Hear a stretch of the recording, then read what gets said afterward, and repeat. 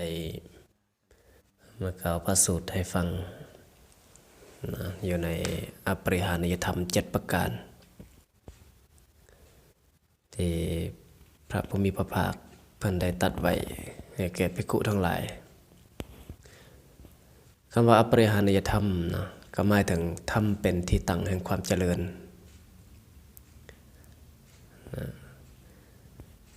ไม่ว่าจะอยู่ในสถาบันชุมชนบริษัทคณะสงฆ์หากมีธรรม7ประการนี้แล้วเพิ่งวางได้ซึ่งความเจริญอย่างเดียวนะบ่มีเสื่อมเลยนะ7ประการเป็นอะไรนั่นเราก็ไปฟังอยู่ในพระสูตรพร้อมๆกันครั้งนั้นเมื่อวัชการพราหมณ์อมาตย์ผู้ใหญ่เนี่ยมากดรัดหลีกไปบ่ดนนานพระผู้มีพระภาครับสั่งให้ท่านพระอานนท์ว่าดูลาอานนท์เจ้าจงไปสั่งให้ภิกขุทุกรูปที่อาศัยอยู่ในพระนครราชคฤห์มาประชุมกันในอุปทานศาลาพระรับดำรัสของพระผู้มีพระภาคแล้วสั่งให้ภิกขุทุกองค์ทุกรูปที่อาศัยอยู่พระนครราชคฤห์ให้มาประชุมกันในอุปทานศาลาแล้วจึงไปเฝ้าพระผู้มีพระภาคเมื่อถึงที่ประทับคันเข้าไปเฝ้าแล้วนะถวายบังคมพระผู้มีพระภาคแล้วก็ยืนอยู่ที่สมควรส่วนข้างหนึ่งคันท่านพระอานนท์นั่งเหียบห้อยแล้วก็ได้คราบทูลว่าข้าแต่พระองค์ผู้เจริญภิกขุสงฆ์ประชุมกันแล้วขอพระองค์ให้ทรงทราบการอันควรในบัดนี้เถิดลำดับนั้นพระผู้มีพระภาคทรงลุกจากอาสนะเสด็จเข้าไปยังอุปทานศาลาแล้วประทับนั่งถึงอาสนะที่ปูลาดไว้การประทับนั่งแล้วรับสั่งภิกขุทั้งหลายว่าดูลาภิกขุทั้งหลายเฮาจักแสดงอปริหานิยธรรม7แก่พวกเจ้าจงฟังจงใส่ใจให้ดีเฮาจักกล่าว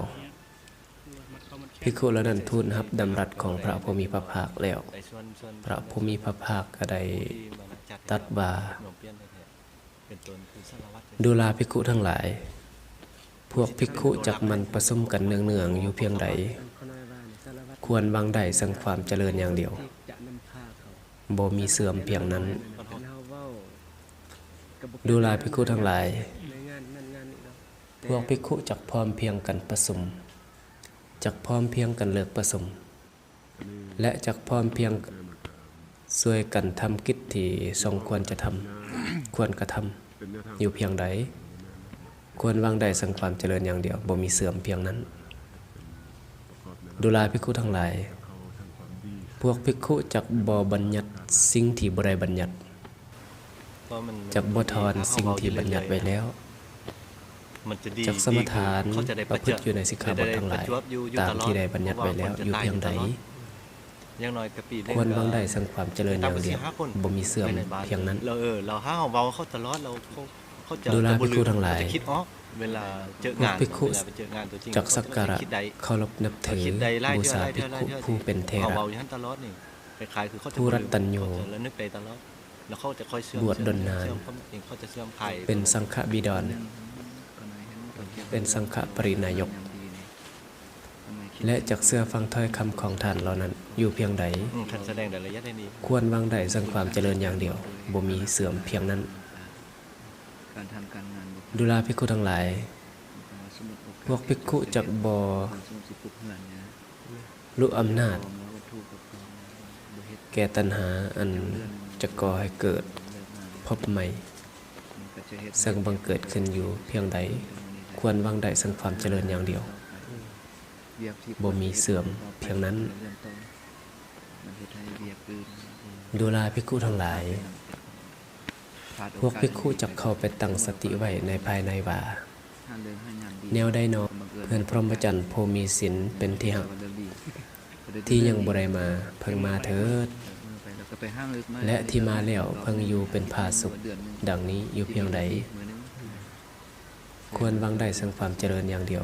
บ่มีเสื่อมเพียงนั้น ภายในอาทิตย์เดียวจะต้องเลื่อนมือไปฮอดเดือน ดูแลภิกขุทั้งหลาย จะค้างเดือนอื่น พวกภิกขุจักเป็นผู้ยินดีอยู่ในเสนาสนะป่า มันดูภูเขา อยู่เพียงใด เลื่อนไป ควรวางได้ซึ่งความเจริญอย่างเดียวบ่มีเสื่อมเพียงนั้น กินไปขัดกับมงคุด ดูแลภิกขุทั้งหลาย แสดงว่าเหตุแห่งความเจริญก็คือ อปริหานิยธรรมเจ็ดนี้จักตั้งอยู่ในหมู่ภิกขุ และหมู่ภิกขุจักสนใจในอปริหานิยธรรมทั้งเจ็ดนี้อยู่เพียงใด ที่เรื่องงานยามดีมันก็เป็นส่วน ควรวางได้ซึ่งความเจริญอย่างเดียวบ่มีเสื่อมเพียงนั้นนะ เข้าไป อันนี้ก็เป็น จนมาบีบเข้ากับสิมา ธรรมอันเป็นที่ตั้งความเจริญนะซึ่งพระภูมิพระภาคเพิ่นก็ได้ตรัดไว้ให้แก่ภิกขุทั้งหลาย แล้วก็ให้แก่ ยาวนี่น่าจะเป็น บริษัทของเพิ่น การทาน นะก็จะเว้าขึ้นโดยย่อ ที่บางคน อปริหานิยธรรม7ประการนั้นอันที่หนึ่งเพิ่นก็บอกว่าให้มันผสมกันเนืองๆเรื่อยๆตลอดอาทิตย์หนึง2 อาทิตย์บ่ เหตุใดปานนั้น เดือนหนึงบ่จังซี่ก็ให้มันผสมกัน เพื่อมีปัญหาใดจะได้แก้ไขช่วยกัน การไปทานก็ ให้ ลักษณะตกต่ำ สอดคล้องกับการดำเนินอยู่ อันที่สองนั้นก็พร้อมเพรียงกันผสมนะครับพร้อมเพรียงกันเลิกผสม แล้วก็พร้อมเพรียงช่วยกันเฮ็ดในสิ่งที่ควรเฮ็ด เดี๋ยวนี้ลักษณะของคนเนี่ยนะ อันนี้ก็เป็นข้อที่สอง คนเฮานี่ อันที่สามนี่ คือคนยากจนก็มีหลายเดี๋ยวนี้ ก็จะบ่บัญญัติในสิ่งที่บ่ได้บัญญัติ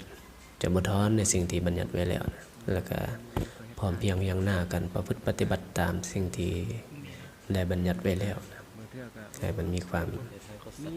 มี เจริญงอกงาม แต่บ่มีเงินไปใส่ อันที่สี่ก็เคารพนับถือนะผู้หลักผู้ใหญ่ เพชรเข้าไปกัน เป็นพระเทระมาผู้บวชก่อนผู้ที่มีพรรษาแก่ผู้ที่มีความรู้ อ่านแต่บ่มีน้ำมือ นะเสื้อฟังความเพิ่นจังซี่ การทานก็จะเป็นว่า ต้นที่ อันที่ห้าก็บ่ตกอยู่ในอำนาจตัณหานะบันดาลโทสะโลภะโมหะต่างๆนะ ความหมายบุญของเขาก็ แล้วก็อันที่หกนี่ จะไปติดอยู่ที่คำ ให้มีสติตั้งไว้ในภายในนะเมื่อเพื่อนของเฮาอ่า การ ที่ประสมอย่างบ่มาเทื่อนะก็จง มันก็เลย ก็จงบอก มันจะมี หรือจงตั้งจิตว่าจงมาเถิดนะคันในลักษณะนี้ก็บ่ได้แม่นว่า กำแพงเนี่ยตอนเนี้ยแคมป์อันนี้นะ คิดในลักษณะแง่ประสับประสันมาหมายถึงตั้งคิดในใจว่าคันบ่ได้มาก็ขอจงมานะก็คิดในแบบนั้น ตามลานชื่อลานคนตัว แล้วก็ผู้ที่มาแล้วก็ให้มีความ ก็จะมาอธิบาย ความสุข ก็ในลักษณะที่ ส่งเสริมเข้าไป นั่งนิ่งแล้วก็ ซ่อนกระถางแล้ว เอาไม่นะเอาเน้น ให้มีความผาสุกรอท่าเพื่อนผู้ที่ยังบ่มาเทื่อนะให้มาครบแล้วก็ผสมกันเพียงกันผสม เพียงไปเพราะทานคือ อันที่7บัดนี้ก็ยินดีในสถานที่ใดก็แต่อยู่ในที่นี้มันอยู่ว่าสถานที่ที่เหมาะสมสถานที่ป่าอันที่สงัดสถานที่ที่ว่ามันสงัดยินดีในสถานที่เหล่านั้นที่ตนเองอยู่ เพราะว่าทานคือการสละ ละอันนี้ อันนั้นก็เรียกว่าเป็น พิธีใดบ่ตัวเองจะปล่อย สิ่งที่เป็นความเจริญทำมันเป็นที่ตั้งความเจริญนะ ทานมันก็เลยมาเป็นการ เอากันสั้นก็ให้ได้รับฟังกันเพียงนั้นก่อนเจริญธรรม สละได้วัตถุแต่มันมีสิ่งหนึ่งที่มันมาแทนวัตถุที่โลภร้ายกว่าวัตถุกับโลภเรื่องที่เป็นนามธรรมมันขึ้นมาแทนมันเป็นเรื่องที่ต้องไม่คิดนะ พยายามว่าเดี๋ยวทำเนาะมันนะเนาะว่าเรื่องการปฏิบัติว่าเรื่องการศึกษา ให้ครบองค์ประกอบให้ครบองค์ ทานกับทาน ทานก็จำเป็น ทานปกติเพราะว่าพอมันเป็นปกติก็ ทานมันเป็นพื้น อยู่แล้ว ฐานนะพื้นฐานสังค แต่ ม อย่า อยู่ได้ อย่าให้เขาไปติดหลาย